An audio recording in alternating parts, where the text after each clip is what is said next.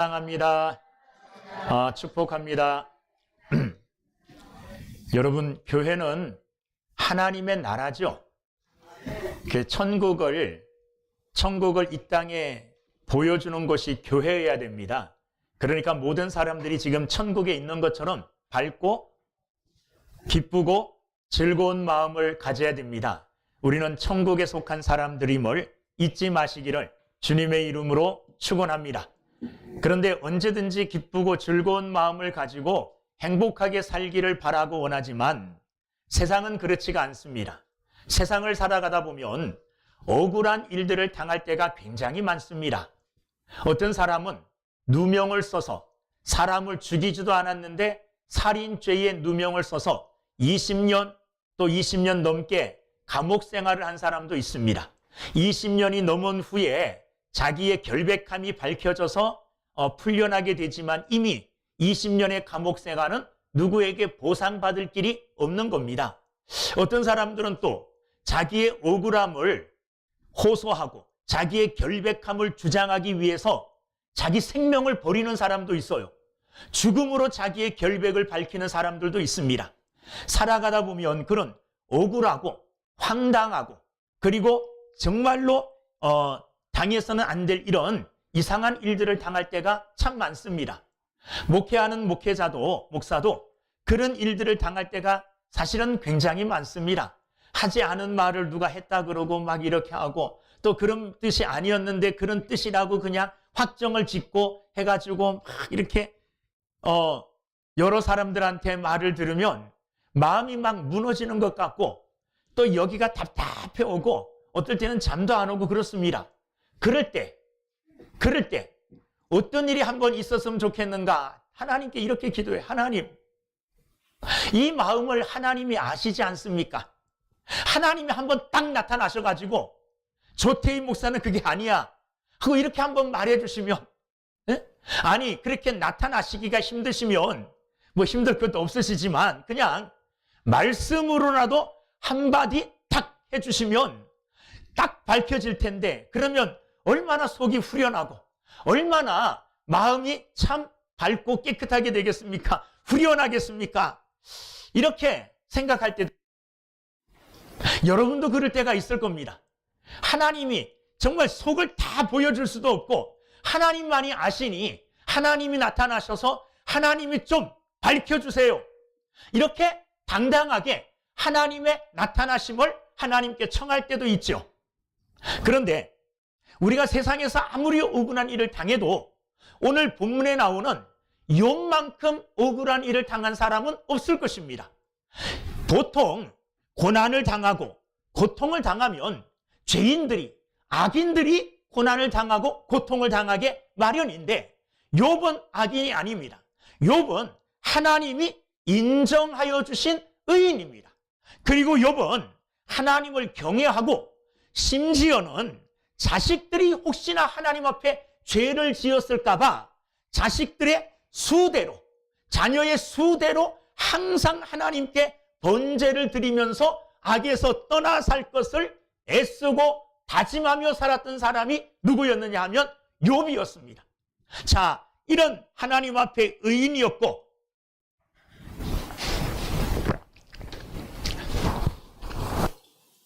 언제나 하나님 앞에서 바르게 살려고 결심하고 다짐했던 이 욥에게 엄청난 일들이 닥쳐옵니다. 하루아침에 그 많은 재산을 다 잃어버립니다. 그리고 또 자기의 자녀 10자녀가 하루아침에 생명을 또 다 잃어버려요.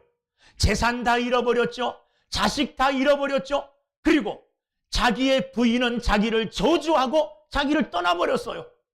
그리고 자기 몸에는 병이 나가지고 이 몸에 피부병이 나가지고 기왓장으로 막 긁어도 시원치가 않아가지고 제 위에 앉아가지고 기왓장으로 자기의 몸을 긁을 만큼 힘든 육체의 질병을 또 앓고 있었어요. 그런데 그 가운데서 친구라는 사람들이 찾아와서 위로한답시고 뭐라고 얘기하느냐? 하나님은 의로운 분이라 아무 잘못도 안 했는데 이런 고난을 줄 리가 없다. 너 가만히 한번 생각해 봐라. 그래서 하나님과 다시 화목해야 되지 않겠느냐? 빨리 생각해서 죄 지은 것이 있으면 하나님께 회개해라. 그래야지 하나님과 다시 관계를 회복할 수 있을 것이다. 친구들이라고 와서 하는 말이 어떻게 보면 약 올리는 말이에요. 욥은 너무나 억울합니다. 친구들까지 이런 고난을 당한 것도 너무 힘들고 고통스러운데 친구들이 찾아와서 하나님 앞에 너 잘못했기 때문에 그래. 하나님이 아무 이유 없이 이런 고통을 줄 리가 없어. 이렇게 자신을 자꾸 위로라기보다는 자신을 어떻게 보면 약을 올리는 식으로 비웃으니까 견딜 수 없었습니다. 그래서 욥은 어떤 마음을 가졌느냐 하면 하나님이 좀 나타나시기를, 하나님이 좀 나타나셔서 내 이 억울한 것을 좀 밝혀주실 것을 하나님 앞에 호소했어요.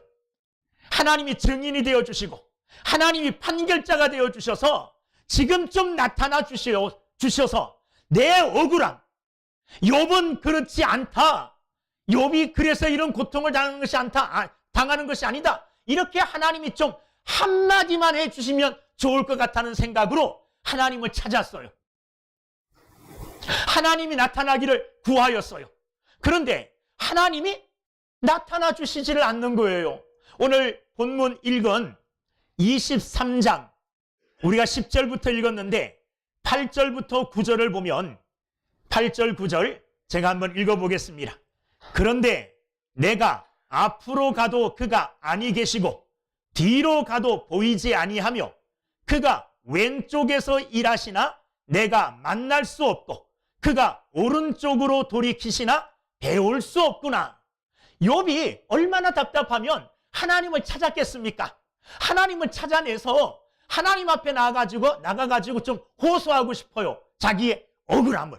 그래서 하나님으로 말미암아 변호를 듣고 싶은데, 자 8절 앞으로 가도 하나님이 아니 계시고 뒤로 가도 하나님이 보이지 아니하시고 왼쪽에서 하나님이 일하시나 하고 왼쪽을 보았더니 거기서도 하나님을 만날 수가 없었고 오른쪽으로 돌이키나 거기서도 하나님을 만날 수 있었다고요?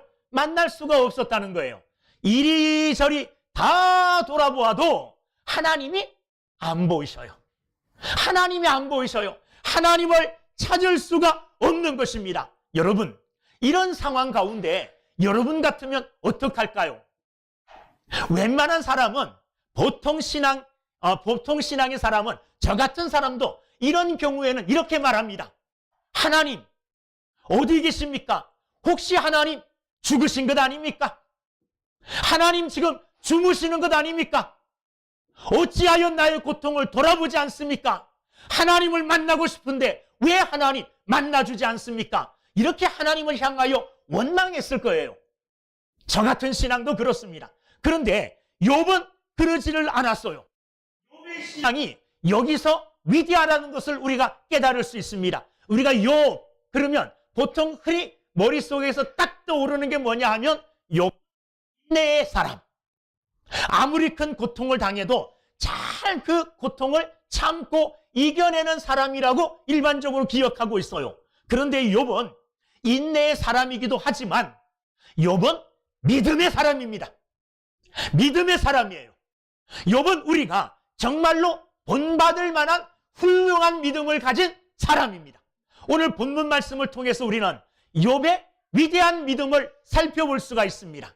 욥은 어떤 믿음을 가졌느냐?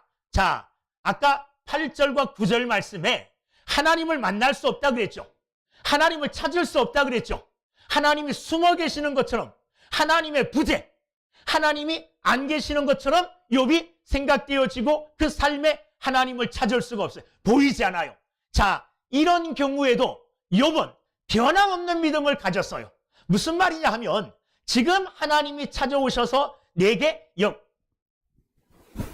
나를 변호해 주지 않고 역사하지 않더라도, 그러나 여전히 하나님은 뭐 하신 분이에요?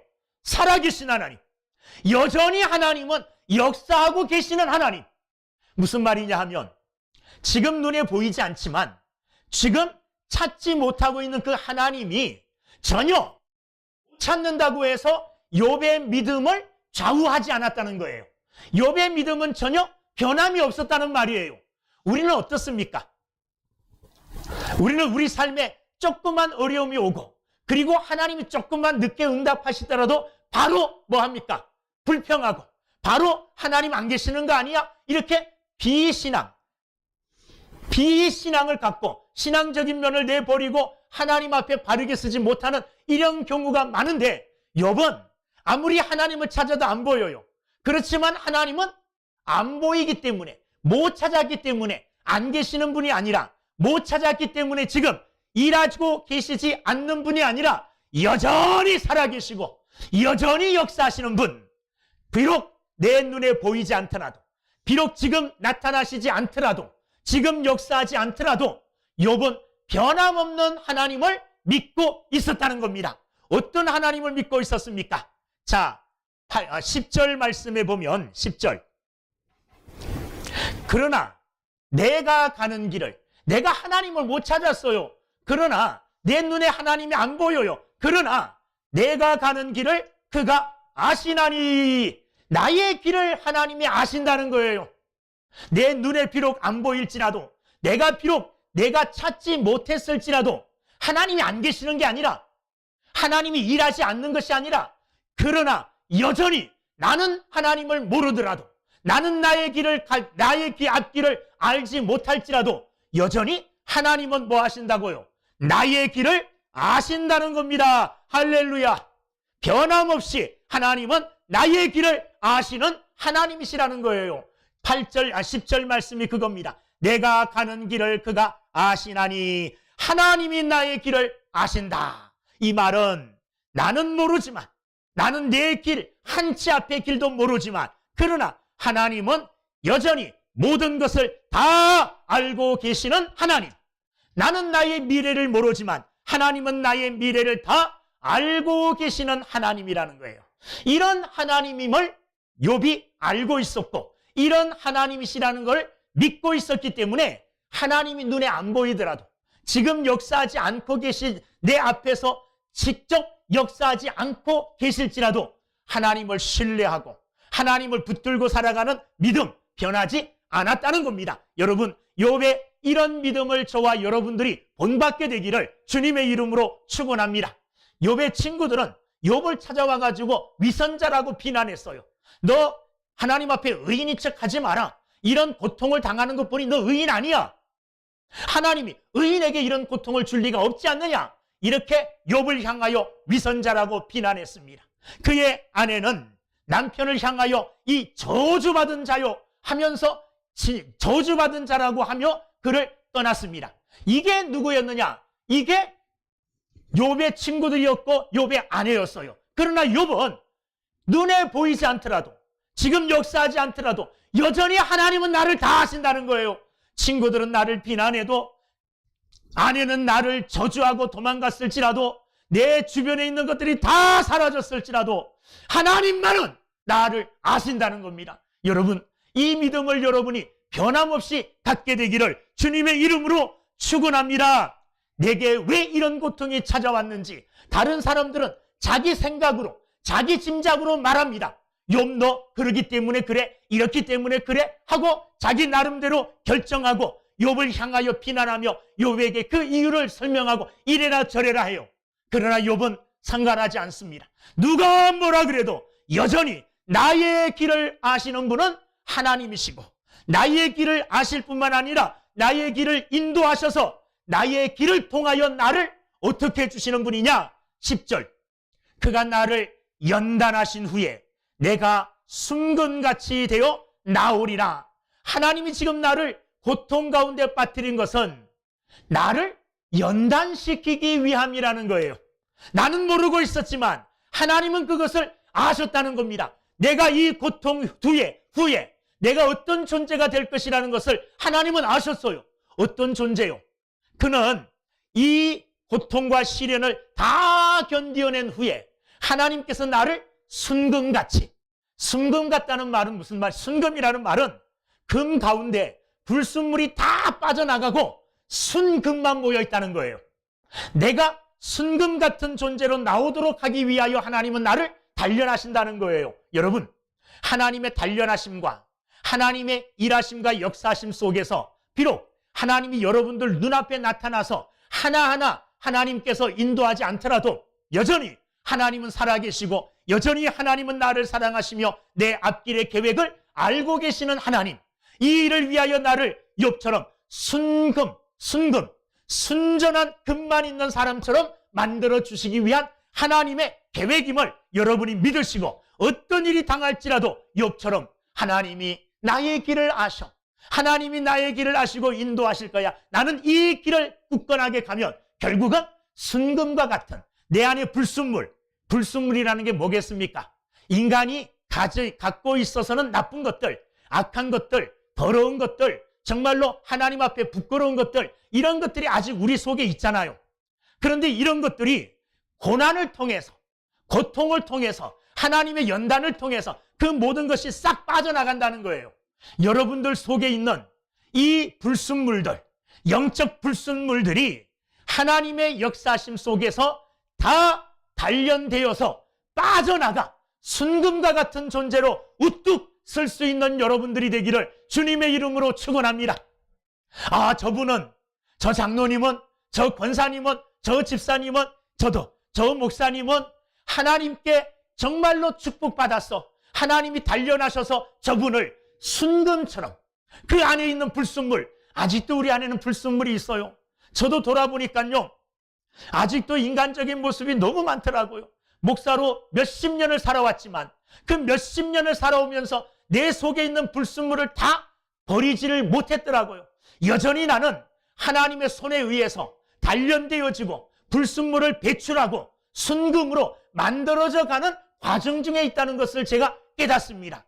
여러분도 마찬가지 아니겠습니까? 여러분들 안에도 그런 불순물들이 있어요. 그런 불순물들을 하나님의 연단의 손을 거쳐서 그 불순물들이 다 빠져서 하나님이 보시기에 순금과 같은 순전한 믿음의 사람들이 다 되어지기를 주님의 이름으로 축원합니다. 욥은 그 사실을 너무나 잘 알았어요. 그래서 하나님은 나를 지금 단련하신다, 하나님은 나의 길을 아신다, 그 길을 하나님께서는 어떻게 하시느냐, 이용하셔서 단련하셔서 나를 순금같이 나를 단련시켜서 정하게 하실 것이라는 믿음을 가졌습니다. 여러분, 욥이 이런 믿음을 갖고 있었다는 게 중요한데 왜 이런 확신을 가질 수 있었겠습니까? 뒤에 나오는 말씀이 해답입니다.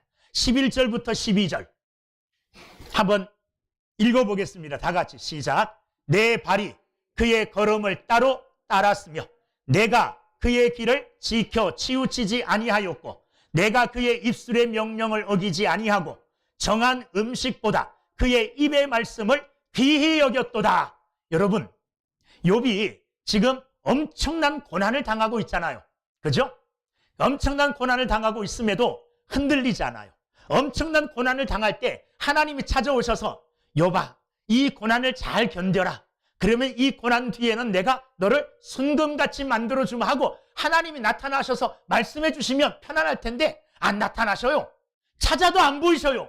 그럼에도 불구하고 욥은 자신의 앞길을 하나님이 아시고 자신의 앞길을 하나님이 인도하실 것이라는 확신을 가졌어요. 확신 가진 이유가 뭐냐 하면 그는 하나님의 말씀을 따라 살았기 때문에 그래요. 11절부터 12절 말씀이 그 말씀이 아닙니까? 내 발이 그의 걸음을 바로 따랐으며 하나님의 걸음, 그 발자취를 내 발이 따라갔다는 거예요. 내가 그의 길을 지켜 치우치지 아니하였고 하나님의 말씀의 길을 걸어가는데 좌로나 우로나 치우치지 않고 갔다는 거예요. 내가 그의 입술의 명령을 어기지 아니하였고 정한 음식을 먹는 것보다 그의 입의 말씀을 더 귀하게 여겼다 그랬어요. 하나님의 말씀을 귀하게 여기고 말씀대로 살았기 때문에 내가 지금 이 고난의 길을 걸어가지만 나는 하나님의 말씀대로 살았다. 이 확신과 믿음이 있었기 때문에 하나님이 내 길을 인도해 주실 것이라는 확신을 가졌어요. 여러분, 만약에 욥이 하나님의 말씀을 저버리고 자기 멋대로 살았다고 한번 생각해 보십시오. 하고 싶은 대로. 그러면 하나님께서 이런 고통을 주실 때에 내가 가는 길을 하나님이 아시나니 바르게 인도해 주실 거야, 이런 확신 못 가졌을 거예요. 평상시에 하나님의 말씀대로 하나님의 말씀을 따랐기 때문에 이런 확신을 가진 줄로 믿습니다. 여러분들도 여러분들의 가는 길에 확신을 갖고 싶으면 하나님께서 내 걸음을 인도해 주실 것이라는 확신을 가지려면 여러분들의 발걸음이 주님의 말씀의 길을 따라야 돼요. 주님의 말씀의 길은 따르지 아니하고 악의 길을 따라 살다가, 세상 길을 따라 살다가, 내 마음대로의 길을 따라 살다가 고난당하니까 하나님, 내 길을 하나님이 아십니다. 아시지요. 어떻게 아실까요? 행한 대로 결국은 오게 돼 있어요. 악의 길을 따랐다면 악의 길에 결국을 당할 수밖에 없는 거예요.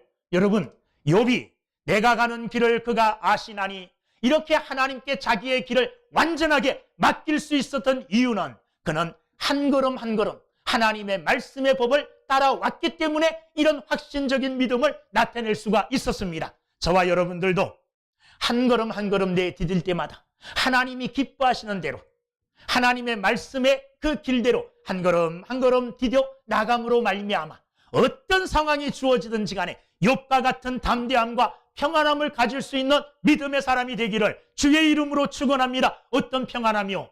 내가 가는 길을 그가 아시나니, 내가 가는 길을 그가 인정하시고 이끌어 주시나니 아무 염려 없노라. 이런 평강의 마음을 소유하시는 여러분들이 다 되기를 주님의 이름으로 축원합니다. 두 번째 욥은 13절 말씀 보면 그는 뜻이 일정하시니 누가 능히 돌이키랴.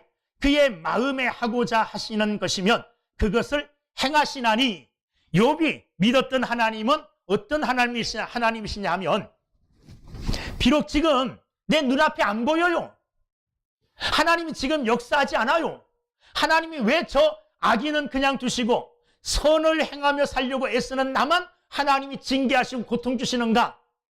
하나님이 나와서 좀 말씀해 주시면 좋겠는데 안 나타나셔요. 답답해 죽겠어요. 그럼에도 불구하고 욥은 이런 믿음을 가졌어요. 어떤 믿음이요? 하나님의 뜻은 일정하시다. 하나님의 뜻은 변하지 않는다는 말이에요. 하나님의 뜻은 나를 사랑하시고 내게 은혜와 축복을 주신 하나님의 뜻, 그 뜻은 변하지 않는다는 겁니다. 그리고 하나님의 그 뜻이 변하지 않을 뿐만 아니라 13절 누가 능히 돌이키랴. 하나님의 뜻을 바꾸어 놓을 수 있는 사람이 없다는 거예요. 네? 하나님의 뜻을 딱 세우면 인간은 자기의 뜻대로 살지 못합니다. 나는 이렇게 되기를 원하지만 이렇게 되기를 원하는 뜻대로 되는 사람들이 없어요, 거의. 그런데 하나님께서 세우신 그 뜻이 항상 변하지 않아요. 일정해요. 그리고 세우신 그 뜻을 사람들이 또 어떤 존재가 감히 바꾸어 놓을 수가 없어요. 그리고 13절 뒤에 보니 그의 마음에 하고자 하는 것이면 그것을 행하시나니. 하나님이 정한 뜻은 반드시 하나님께서 뭐 하시느냐 하면 행하신다는 말이에요. 그러니까 하나님은 하나님의 뜻이 있고 그 하나님의 뜻은 시간이 지나고 상황이 바뀐다고 해서 변하지 않을 뿐만 아니라 그 뜻을 어떤 존재도 바꾸어 놓을 수가 없고 하나님은 그 뜻을 언젠가는 반드시 그대로 행하시는 하나님이시다. 이런 믿음을 누가 갖고 있었느냐 하면 욥이 갖고 있었어요. 그래서 그가 가진 모든 것을 다 잃어버리고 육체의 병까지 가지고 있었지만 그는 하나님을 향하여 저버릴 수가 없었어요. 왜 그러느냐? 하나님은 나를 잘 아시고 나의 앞길을 아시는 분일 뿐만 아니라 하나님의 뜻은 정하여졌고 그 뜻은 변함이 없고 누구도 바꿀 수 없고 그 뜻대로 하나님은 반드시 행하시는 분이라는 것을 그가 알고 있었기 때문에 그래요. 여러분, 하나님은 하나님의 뜻을 그대로 반드시 행하시는 분임을 믿으시기 바랍니다. 하나님의 뜻은 바뀌지 않아요. 우리는 바뀌잖아요. 우리는 오늘 이렇게 하려고 작정했다가도 내일 상황이 바뀌면 내일 나의 마음이 바뀌면 또 바꿔버려요. 그래서 잘 행하지 못해요. 약하고 연약하기 때문에 그렇습니다. 그러나 하나님은 강하셔요. 하나님은 완전하셔요. 그러므로 하나님이 세우신 뜻은 반드시 그대로 행하여진다는 믿음, 이 믿음이 있었기 때문에 욥은 안심할 수가 있었습니다. 욥을 향한 하나님의 뜻 변하지 않죠. 욥을 향한 하나님의 뜻 반드시 이루실 거라는 이 믿음, 확신이 있었다는 겁니다. 비슷한 말씀이 14절에도 나와요. 자, 14절 말씀. 그런즉 내게 작정하신 것을 이루실 것이라. 이런 일이 그에게 많이 있느니라. 무슨 말이냐 하면 하나님께서 욥을 향하여 작정하고 예정하고 계획하신 것이 있어요. 그런데 하나님께서 욥을 향하여 작정하신 그것을 14절에 보면 이루실 것이라. 예정하신 것, 하나님이 욥을 향하여 계획하신 것, 이것은 반드시 하나님께서 뭐 하실 것이라 그랬습니까? 이루실 것이다. 이렇게 말씀하고 계시는 겁니다. 여러분, 오늘 하나님께서 욥을 향하여 큰 고통, 재산 다 잃어버리고 자녀들 다 잃어버리고 부인마저 떠나고 몸에는 병이 나고 친구들마저 와서 자기를 비웃고 이런 가진 정말 남아있는 것 아무것도 없는, 인간적으로 볼 때는 완전 절망 상태, 낭망 상태에 있는 그였지만은 하나님을 향한 믿음만은 변하지 않았어요. 하나님을 찾았지만 못 찾았어요. 만나지 못했어요. 그럼에도 불구하고 그의 믿음은 변하지 않았어요. 어떤 믿음입니까? 여전히 하나님은 나의 가는 길을 아시고, 나의 가는 길을 하나님은 아실 뿐만 아니라 나의 가는 길을 예정해 놓으셨고, 나의 가는 길에 하나님의 뜻이 있고, 나의 가는 길에 나를 향한 하나님의 작정은 반드시 이루어질 것이라는 이런 확실한 믿음이 그에게 있었기 때문에 욥은 흔들리지 않았습니다. 욥은 변함이 없었습니다. 저는 욥이 우리에게 보여주는 이 믿음이야말로 오늘날 우리가 본받아야 될 위대하고 훌륭한 믿음이라고 생각합니다. 우리는 너무너무 자꾸 변하잖아요. 눈에 하나님의 축복이 보이면 정말 기쁘고 즐거우면서 벌쩍벌쩍 뛰면서 감사하고 찬양하고 좋아하고, 그러다가 조금만 어려움이 생기면 하나님 도대체 어디 계시는 거예요? 하나님 죽으신 거예요? 살으신 거예요? 이렇게 하나님에 대한 믿음마저도 흔들리는 것이 우리의 믿음이에요. 그런데 기억해 보십시오. 욥은 변하지 않았어요. 아무리 하나님을 찾아도 안 보이시지만 여전히 하나님에 대한 믿음은 변하지 않았다는 겁니다. 이래도 안 보여도 하나님은 살아계시고 눈에 보여도 하나님은 살아계시는 거예요. 오늘 그렇습니다. 여러분 삶에 하나님이 직접 빨리 찾아오시지 않고 여러분이 구하고 기도하는 것이 빨리 응답되지 않아서 이거 혹시 하나님이 내 기도 안 들으시는 거 아니야? 하나님은 지금 주무시는 것 아니야? 아니 어떤 사람들의 말처럼 하나님은 진짜 안 계시는 게 아닐까? 이런 의심마저도 들 때가 있어요. 여러분, 그럴 때도 욥과 같은 믿음을 가지시기를 주의 이름으로 축원합니다. 그런 내게 들어오는 이 모든 불신앙적인 생각을 다 내버리고, 내가 내 눈에 하나님이 안 보여도 지금 하나님이 친히 찾아와서 이렇게 역사 안 하셔도 하나님은 여전히 지금도 살아계시고 하나님은 여전히 지금도 역사하고 계신다는 하나님을 향한 이 절대 믿음을 버리지 말고 이 절대 믿음 붙들고 살아가는 여러분들이 되기를 주님의 이름으로 축원합니다. 구약에 위대한 믿음의 사람이 이야기가 많이 나오는데 우리가 감명 깊게 들을 수 있는 믿음의 사람 중에 하나가 다니엘의 세 친구입니다.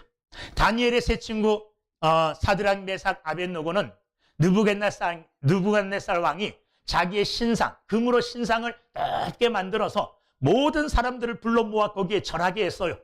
절하지 않는 사람들은 그 옆에 풀무를 만들어 놓고 뜨거운 풀무불 속에 집어넣게 했습니다. 자, 음악 소리가 날 때, 악기 소리가 날 때 모두가 그 신상 앞에 절을 합니다. 느부갓네살 왕이 얼마나 기뻤겠습니까? 모두가 나를 경배하는구나. 그런데 눈에 딱 띄는 세 사람이 있어요. 빳빳하게 서가지고 절을 안 합니다. 여봐라, 저 절 안 하고 있는 저놈들이 누구냐 알아보라 그랬더니 유대인인 사드락, 메삭, 아벳느고 포로로 잡아온 사람 중에 세 사람입니다. 이렇게 보고를 해요. 그들을 앞으로 불러냅니다. 다시 한번 기회를 줄 테니 악기 소리가 나면 절해라. 만약에 절하지 않으면 내가 저 풀무불을 더 뜨겁게 해서 풀무불 속에 집어넣겠다고 협박을 합니다. 자, 그때에 이 다니엘의 세 친구가 느부갓네살 왕, 세상의 모든 권력과 세상의 모든 힘을 다 가지고 있는 그 왕 앞에서 담대하게 말한 게 우리의 마음에 감동을 줍니다. 뭐라고 감동을 줍니까? 뭐라고 말했습니까? 왕이요, 만약 우리가 풀무불 속에 던져지게 되어진다면 하나님께서 우리를 그 속에서 건져주실 줄로 믿습니다.